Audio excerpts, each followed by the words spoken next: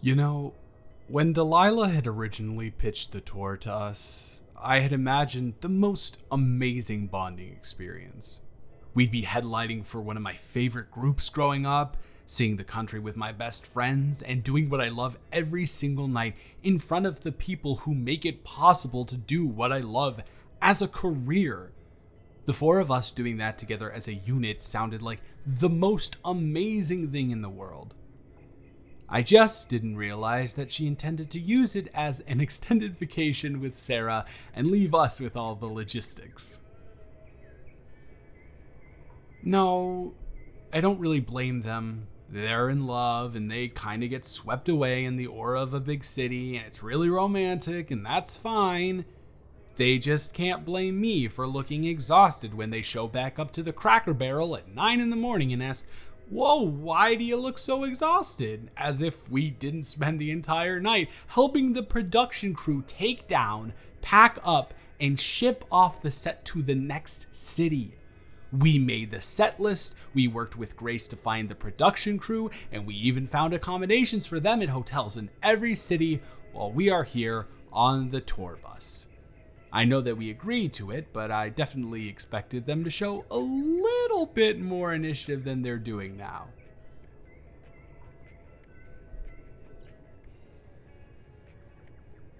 Yeah, I guess the good news is that if they weren't acting the way that they are right now, we wouldn't have gotten as close as we are. Oh, please. I appreciate the attempt at revisionist history, but let's be real. The moment you heard that Deli had a guy who could sing and would be the front man, and then you saw me walk through the door, you emitted so much rage that we could see the steam coming out of both of your ears. You were absolutely that red. Sure, by the second week, you figured out that I wasn't a narcissistic piece of work who actually cared about making music and not just hitting on girls, I guess. Even though one of them has been my lifelong friend and the other one is her girlfriend, but those first 10 days or so were really rough. No, like I said, I don't blame you for it. Without trying to come off as virtue signally or like super hyper fake male feminists, because this is genuine, a lot of men in the indie scene are manipulative and gaslighting scumbags who have no remorse for exploiting their fans, their colleagues, and everyone they hold even a minuscule bit of power over.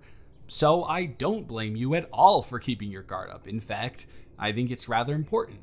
Our creative process probably wouldn't be as good if you didn't have that level of tenacity.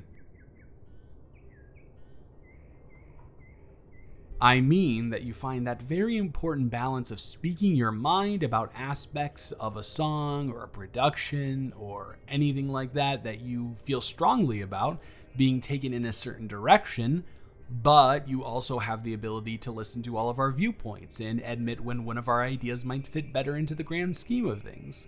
You're not a pushover in the slightest, which kind of relates back to how upset you were with me joining.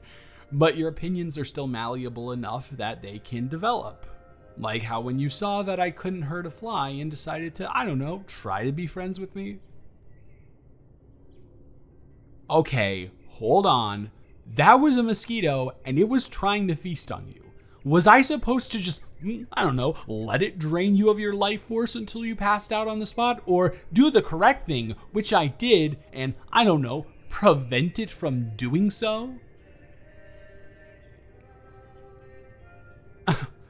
What sounds better to you, ma'am? A small little slap on the back of the neck? Or all of the blood being drained from your body and being gone with the wind? And don't answer that because it is rhetorical. I know it was absurd. It was a trap for you to prove my point even more, and you fell right into it.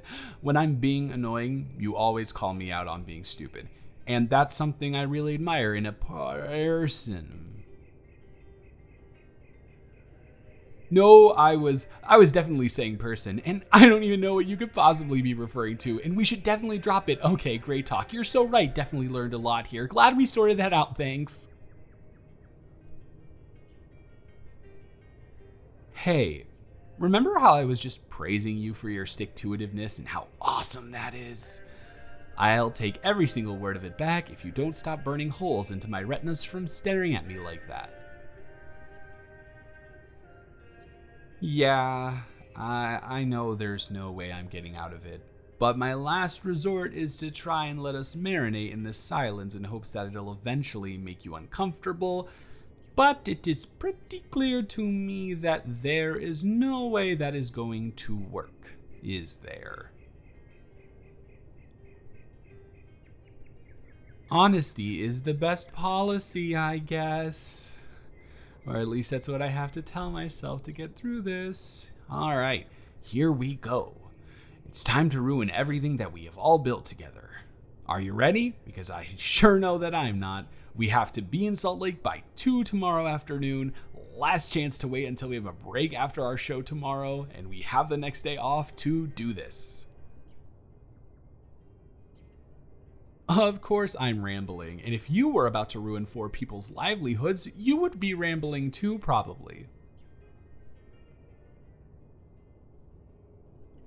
What I was going to say is that calling me out on my bull is something that I really admire in a partner.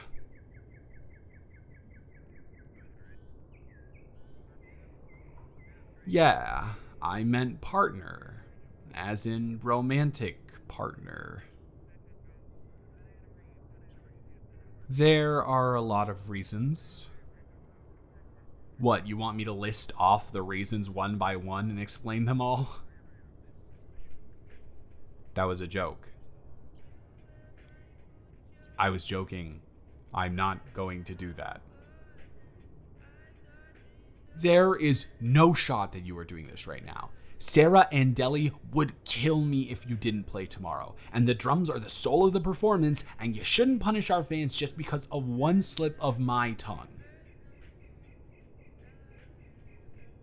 God, you are so persistent.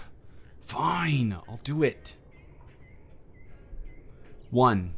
You couldn't stand me when we first met, albeit for valid reasons, and although we're friends now, I didn't want to prove your initial perception of me being a womanizing D-bag right. I was able to gain your trust through being myself, and I wouldn't ever want to revert to a place where that wasn't the case. 2. Couples that have formed through being in a musical group together are almost always a hindrance and bring around the downfall of the group on numerous occasions. I love what we're making and the impact we're having on the people who are coming out to these shows. If I destroy that opportunity for 4 people who care about curating art in the way that we do because I couldn't stop myself from being a hopeless romantic for 10 seconds, I don't know if I'd ever be able to forgive myself. 3, there's already a couple here who formed before we even started the band, and I'm not sure I like what could come to be if we ended up together. Oh my god, what am I even talking about? I don't even know if you like me, and now I'm saying if we ended up together? Come on, get it together, man. Sorry. Anyways, there would be the potential for it to be framed as the 2 of us versus the 2 of them situation if a falling out of any sort ever happened, and that could get really messy really fast, and I care way too much about the 3 of you to risk that happening.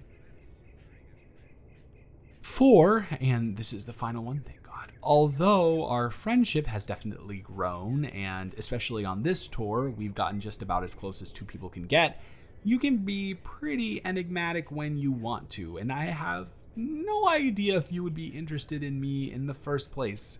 So if this was all a dream that I had made up in my head, why would I put a potential career that millions of people all over the world aspire to and dream of in danger for something that doesn't even exist?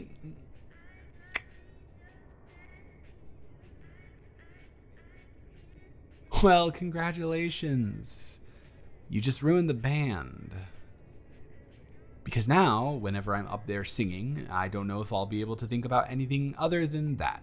Whenever we're in the writer's room and putting another song together, I know that I won't be able to think about anything else other than that. Words are coming out of my mouth right now, but all I'm able to think about is that. So, I guess the next natural question is, does that mean you like me too? Yeah, it's not a stupid question. It's an important question because if you say yes, I won't be able to stop myself from asking you to go steady with me, and then we can't just pretend that this whole thing never happened. You need to be absolutely sure. We can't afford you waking up tomorrow and realizing you said all of this out of exhaustion and have to take it all back because that...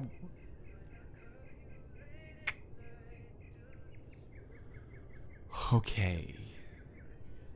Once may be a mistake, but twice is not.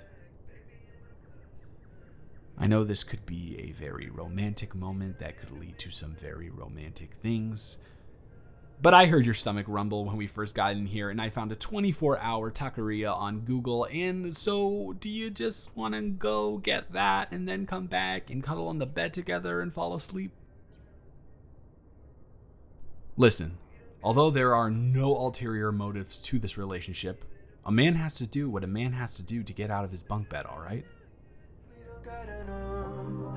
Yeah, let's go. We don't gotta know yet. We don't gotta know. Every other week you've been flying to a show.